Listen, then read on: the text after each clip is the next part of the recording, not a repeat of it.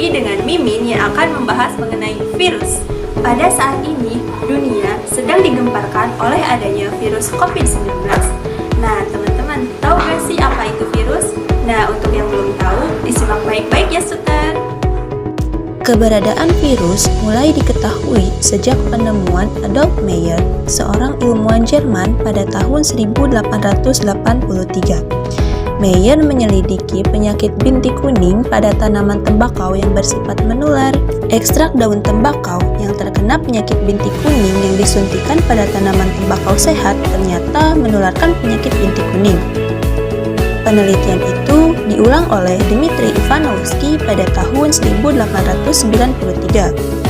Oleh Ivanovsky, ekstrak daun tembakau yang terkena penyakit kuning disaring dengan saringan bakteri. Hasil penyaringan itu masih menyebabkan penyakit kuning jika disuntikan pada tanaman tembakau yang sehat. Berdasarkan hal itu, dapat disimpulkan bahwa penyebab penyakit itu berukuran lebih kecil dari bakteri karena lolos dalam saringan bakteri. Pada tahun 1897, seorang ahli mikrobiologi Belanda bernama M. Beyering melakukan percobaan terhadap penyakit bintik kuning tersebut. Hasil percobaannya menunjukkan bahwa patogen atau penyebab penyakit itu hanya dapat berkembang biak pada makhluk hidup. Pada tahun 1935, seorang ilmuwan Amerika Serikat bernama Wendell Stanley mencoba mengkristalkan patogen itu. Walaupun telah dikristalkan, patogen itu masih mampu menimbulkan penyakit jika disuntikan pada tanaman tembakau yang sehat. Stanley memberi nama patogen tersebut yaitu Tobacco Mosaic Virus atau TMV, yang berasal dari bahasa Latin yang berarti racun atau bersifat membunuh. Struktur virus secara sederhana, bagian tubuh virus terdiri dari kepala, leher, dan juga ekor. Masing-masing bagian ini mempunyai fungsinya loh, Suter. Nah, yang pertama yaitu kepala virus. Pada bagian kepala virus terdiri dari asam nukleat yang berupa DNA dan RNA yang diselubungi oleh kapsid. Nah, apa sih kapsid itu? Kapsid merupakan selubung yang berupa protein dan terdiri dari satu unit protein yang disebut dengan kapsomer. Yang kedua yaitu leher virus. Leher merupakan tempat yang menyambungkan antara bagian kepala dan bagian ekor. Lalu yang terakhir yaitu ekor virus. Ekor berbentuk seperti tabung yang dilengkapi dengan serabut-serabut. Ciri-ciri virus. Nah, apa aja sih ciri-ciri virus itu? Yang pertama, ukuran virus sangat kecil atau mikroskopik, yaitu dalam satuan nanometer.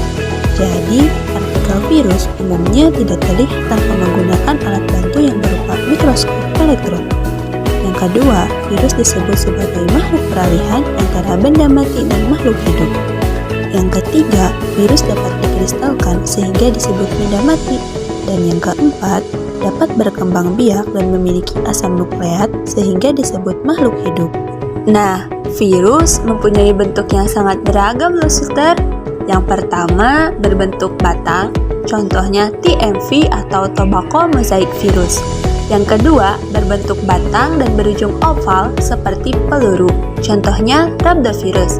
Yang ketiga, berbentuk bulat, contohnya HIV atau Human Immunodeficiency Virus. Dan yang keempat, Orthomyxovirus, yang berbentuk filamen atau benang, contohnya virus Ebola. Yang kelima, yaitu berbentuk huruf T pada bakteriofag, yaitu virus yang menyerang bakteri Escherichia coli. Dan yang keenam, berbentuk polihedral yang dimiliki oleh virus adenovirus penyebab demam. Nah, Suter, selanjutnya kita akan membahas mengenai reproduksi virus. Reproduksi virus dibagi menjadi dua siklus, yaitu siklus litik dan lisogenik. Selanjutnya, Mimin akan membahas tentang siklus litik. Disimak baik-baik ya, Suter. Pertama kali, sel inang akan didatangi dan ditempeli oleh virus. Jadi, virus akan melepaskan dirinya ke membran sel inang yang disebut dengan tahapan absorpsi. Yang kemudian, virus akan mengeluarkan lisozim yang menghancurkan membran sel inang dan memasukkan materi genetiknya yang disebut tahapan penetrasi atau injeksi. Kemudian, materi genetik virus tersebut akan mengambil alih proses metabolisme sel inang yang disebut dengan tahap eklifase. Lalu, virus akan memanfaatkan materi-materi yang dimiliki sel inang untuk melakukan sintesis atau pembentukan virus-virus baru. DNA atau RNA mengambil alih proses sintesis protein sel inang dan mulai bereplikasi atau memperbanyak diri. Nah, yang selanjutnya adalah perakitan, yaitu menyelubungi molekul-molekul protein yang sudah terbentuk dengan kapsid sehingga menjadi tubuh virus yang utuh. Hingga akhirnya, sel penuh dengan virus dan lisis atau pecah, kemudian kembali menyerang sel inang lainnya yang sehat. Nah, itu tadi tahapan-tahapan pada daur litik virus. Lalu, bagaimana dengan tahapan pada daur lisogenik? Nah, pada daur lisogenik, setelah absorpsi dan penetrasi, akan terjadi penggabungan DNA sel inang dan virus, sehingga terbentuklah profag, yaitu gabungan DNA sel inang dan virus. Setelah terbentuknya sel-sel tersebut, akan terus-menerus membelah hingga suatu saat, pada saat yang tepat, saat sel inang sedang melemah, virus akan mengambil alih metabolisme sel inang, dan terjadilah eklifase sintesis hingga akhirnya sel inang lisis atau pecah. Nah, selanjutnya Mimin akan menjelaskan mengenai peran virus dalam kehidupan masyarakat. Virus juga menguntungkan dalam kehidupan manusia. Yang pertama yaitu untuk pembuatan vaksin. Vaksin dibuat dari virus yang dilemahkan, kemudian dimasukkan ke dalam tubuh manusia. Tujuannya untuk mengaktifkan sistem kekebalan tubuh terhadap virus tersebut. Lalu, yang kedua, melemahkan bakteri-bakteri patogen yang akan melemah jika diinfeksi oleh virus. Nah, Suter, sekian pembahasan mengenai virus. Jadi, Suter gak usah bingung lagi ya mengenai apa itu virus. Sekian, semoga bermanfaat. Dadah!